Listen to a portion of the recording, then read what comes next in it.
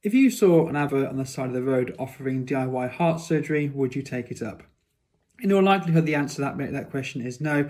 Hopefully, first and foremost, that you don't need heart surgery. And secondly, if you do, you would consult a medical professional before going through what is obviously going to be an invasive surgery for yourself.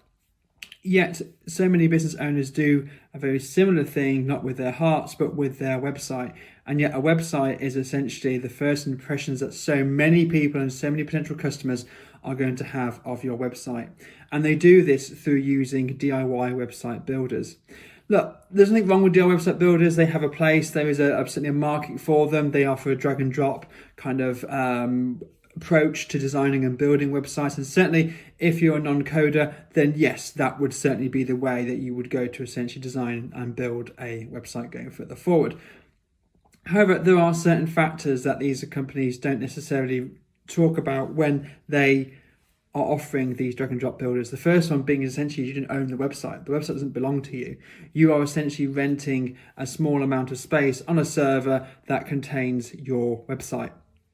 And what that means is essentially when you come to then move that website over to, say, a professional agency, or you want to have it optimized, or you want to insert payment links, or you want to do various different factors, unless that functionality has been pre-written into the actual website builder itself that you're using, in all likelihood is you won't be able to incorporate those different bits and pieces. And equally, if you then want to move on from that drag and drop system to a professional agency, then you will be looking at starting from scratch. I've had many instances where I've had to advise clients that unfortunately you've had the website built on Wix or on Squarespace. We now have to look at rebuilding you from the ground upwards using a template theme. These are all problems that come with having a website done through these drag and drop or do-it-yourself builders.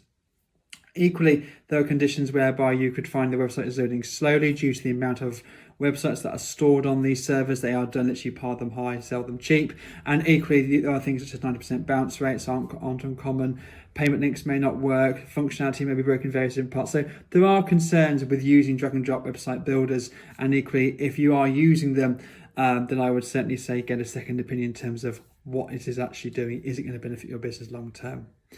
Look, if you need help with fixing your DIY website mess, I'm happy to have a look at it. Book a free audit with me today, and I'm happy to sort of dive in, and I'll pop the link in the description below. Equally, do have to look at our website diagnostics test. Again, that's totally free for you to download, and again, the link will be in the comments.